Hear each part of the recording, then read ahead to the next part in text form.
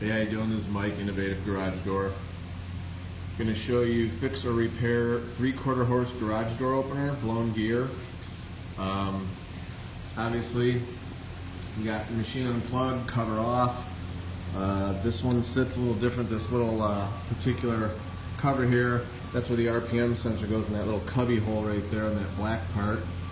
But make sure you put that on back the right way. Here's part of the old gear here. Right there, that's blown off. You got to take off the chain scrubber, and you got the new gear here, all lubed, pre-lubed, ready to go. Take you up top here. You got to take off the lens cover, or the light bulb housing unit. Get that third screw out if you don't plop the motor down. Warm gear gets lubed, and we'll drop it back down in there. Tighten up the chain, lube the door, and get it working again. We'll bring it out here. I think the old gear I threw in the van here.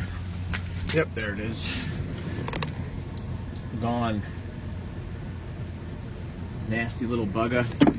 For all your garage door needs, call Innovative Door 630-271-9343. There's another one, brand new in the bag too. 'Tis the season for doing gears right now. It's 100 below zero here in Chicago.